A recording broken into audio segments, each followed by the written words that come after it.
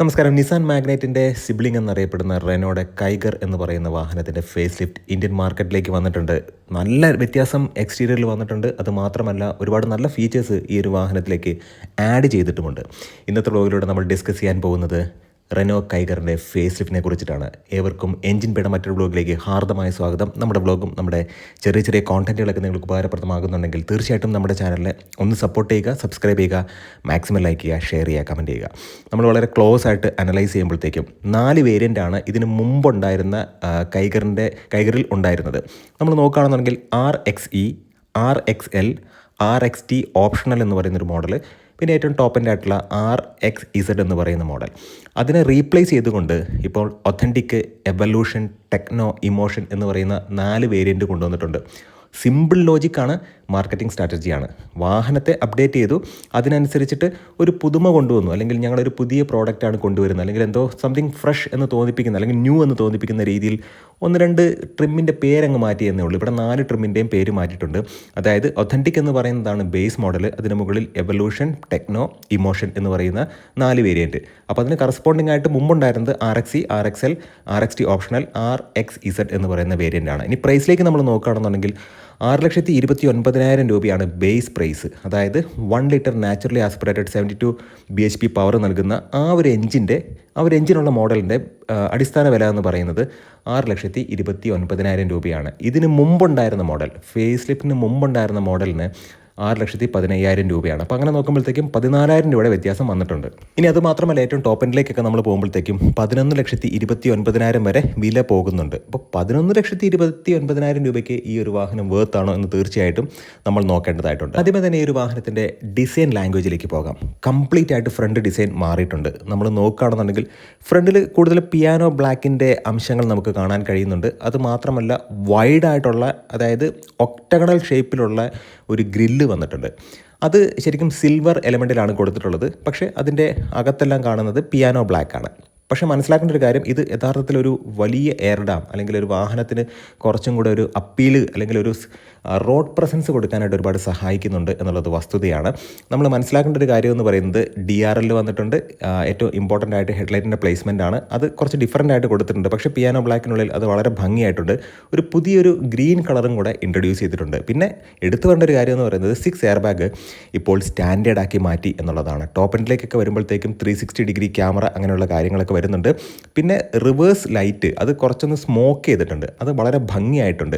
C പില്ലറൊക്കെ നോക്കുമ്പോഴത്തേക്ക് അവിടെ കുറച്ച് ഗ്രാഫിക്സ് അങ്ങനെയുള്ള കാര്യങ്ങളൊക്കെ വന്നിട്ടുണ്ട്. പിന്നെ നമ്മൾ മനസ്സിലാക്കേണ്ട ഒരു ഏറ്റവും പ്രധാനപ്പെട്ട കാര്യം എന്ന് പറയുന്നത് 16 ഇഞ്ചിൻ്റെ ഡ്യുവൽ ടോൺ അലോയ്സ് വന്നിട്ടുണ്ട്. പക്ഷേ അതിനകത്തൊരു യെല്ലോ ഫിനിഷ് അവിടെ ഇവിടെയൊക്കെ കാണാൻ കഴിയുന്നുണ്ട്. ഫ്രണ്ടിലേക്കൊക്കെ വരുമ്പോഴത്തേക്കും റൂഫ് റെയിൽസിൽ എടുത്തു പറഞ്ഞ ഒരു കാര്യം, ഇത് ഫങ്ഷണൽ ആയിട്ടുള്ള റൂഫ് റെയിൽസ് ആണ് വന്നിട്ടുള്ളത്. ഡ്യുവൽ ടോൺ അവൈലബിൾ ആണ് ടോപ്പ് എൻഡ് വേരിയൻറ്റിലൊക്കെ. അത് ഓപ്ഷണലും കൂടിയാണ്. പ്രധാനമായിട്ടും ഈ റൂഫ് റെയിലിൽ നമുക്ക് 50 കിലോഗ്രാം വരെ ഭാരമുള്ള വസ്തുക്കൾ ഹോൾഡ് ചെയ്യാൻ കഴിയും എന്നുള്ളതാണ്. 6 എയർ ബാഗ് സ്റ്റാൻഡേർഡ് ആക്കിയിട്ടുണ്ട്. അതുപോലെ തന്നെ ESP, പിന്നെ tyre pressure monitor, hill start assist, ഇങ്ങനെയുള്ള കാര്യങ്ങൾ സ്റ്റാൻഡേർഡ് ആക്കി മാറ്റിയിട്ടുണ്ട്. എൻ്റെ വേരിയൻറ്റിലേക്കൊക്കെ വരുമ്പോഴത്തേക്കും അവിടെ 360 ഡിഗ്രി ക്യാമറ അത് ഹൈലൈറ്റ് ചെയ്യേണ്ട ഒരു കാര്യമാണ്. ഓട്ടോ ലൈറ്റ്സ് വന്നിട്ടുണ്ട്, വൈപ്പേഴ്സ് വന്നിട്ടുണ്ട്, ഓട്ടോ വൈപ്പേഴ്സ് വന്നിട്ടുണ്ട്, വയർലെസ് ചാർജർ വന്നിട്ടുണ്ട്. പിന്നെ 8 ഇഞ്ചിൻ്റെ ഇൻഫോർടൈൻമെൻറ്റ് സിസ്റ്റം, ഇങ്ങനെയുള്ള കാര്യങ്ങളെല്ലാം. ഇൻഫോർടൈൻമെൻറ്റ് സിസ്റ്റം അത് ടച്ച് സ്ക്രീൻ ഇൻഫോർടൈൻമെൻറ്റ് സിസ്റ്റത്തിനെ കുറിച്ചിട്ടാണ് പറഞ്ഞിട്ടുള്ളത്. അത് തീർച്ചയായിട്ടും ഈ ഒരു വാഹനത്തിലേക്ക് വന്നിട്ടുണ്ട്. അതുപോലെ തന്നെ ഫ്രണ്ടിലെ കുറച്ചും കൂടെ ഒന്ന് അഗ്രസീവ് ആക്കാനും ഒരു പുതുമ തോന്നാനൊക്കെ ആയിട്ട് റെനോയുടെ ഒരു പുതിയ ലോഗോ അവർ ഇൻട്രൊഡ്യൂസ് ചെയ്തിട്ടുണ്ട്. അത് വളരെ നന്നായിട്ടുണ്ട്. കാരണം ഈ ഒരു വാഹനം ഒരു ഫേസ് ലിഫ്റ്റ് വാഹനമാണെന്ന് അതിൻ്റെ ഫ്രണ്ടിൽ നോക്കുമ്പോഴത്തേക്കും നമുക്ക് വളരെ കൃത്യമായിട്ട് മനസ്സിലാക്കാൻ കഴിയും. ഇൻറ്റീരിയറിലേക്ക് വരുമ്പോഴത്തേക്കും അവിടെ കുറച്ച് ഗ്രേ ഫിനിഷ്, ഡാഷ്ബോർഡിൻ്റെ ലേഔട്ടിൽ ഡ്യുവൽ ടോൺ ആണ്, ബ്ലാക്കും ഗ്രേയും കലർന്നിട്ടുള്ള ഒരു ഫിനിഷാണ് അവിടെ വന്നിട്ടുള്ളത്. 8 ഇഞ്ചിൻ്റെ ടച്ച് സ്ക്രീൻ ഇൻഫോർടൈൻമെൻറ്റ് സിസ്റ്റം കാര്യങ്ങളൊക്കെ വന്നിട്ടുണ്ട്.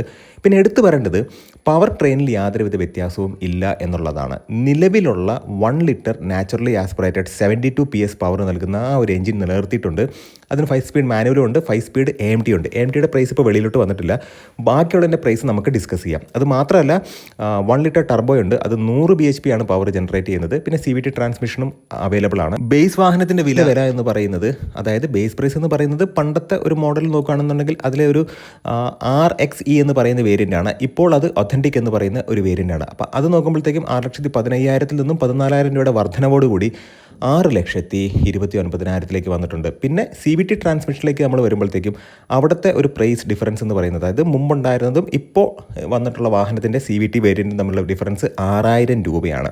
എന്നാൽ നാച്ചുറലി ആസ്പിറേറ്റിൻ്റെ കൂടെ ലഭിക്കുന്ന AMT ട്രാൻസ്മിഷൻ എന്ന് പറയുന്നത് നമ്മുടെ നിസാൻ മാഗ്നൈറ്റിലൊക്കെ കാണുന്ന ഈസി ഷിഫ്റ്റിനെ പോലെ അത്ര ലാഗ് ഉണ്ടോ എന്ന് ചോദിച്ചാൽ ലാഗ് ഉണ്ട്. എന്നാൽ പോലും നിസാൻ മാഗ്നൈറ്റിൻ്റെ ഈസി ഷിഫ്റ്റ് AMT ട്രാൻസ്മിഷൻ കുറച്ച് ഭയങ്കര ലാഗ് തന്നെയാണ്. പക്ഷേ ഇവിടുത്തെ AMT ട്രാൻസ്മിഷൻ നമ്മൾ നോക്കുകയാണെന്നുണ്ടെങ്കിൽ കമ്പാരിറ്റീവ്ലി ബെറ്റർ എന്ന് മാത്രമേ എനിക്ക് പറയാൻ കഴിയുന്നുള്ളൂ. ആ ഒരു വേരിയൻറ്റിൻ്റെ പ്രൈസ് ഇതുവരെ അനൗൺസ് ചെയ്തിട്ടില്ല എന്നുള്ളത് നമ്മൾ എടുത്തു പറയേണ്ട ഒരു കാര്യം തന്നെയാണ്.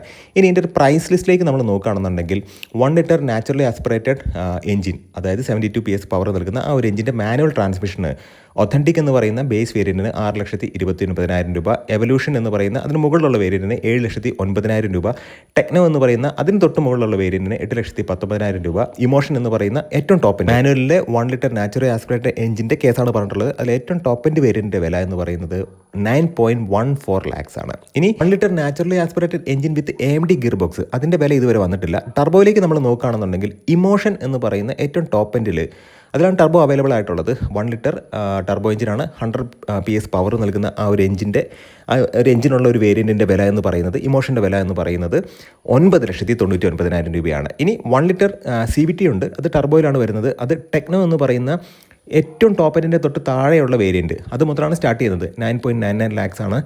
അത് മാത്രമല്ല ഏറ്റവും ടോപ്പിനായിട്ടുള്ള ഇമോഷൻ എന്ന് പറയുന്ന വേരിയൻറ്റിന് 11.26 lakhs ആണ്. തീർച്ചയായിട്ടും ഇതൊരു ഇൻട്രൊഡക്ടറി പ്രൈസ് എന്നുള്ള രീതിക്കാണ് കമ്പനി ഇപ്പോൾ അവതരിപ്പിച്ചിട്ടുള്ളത്.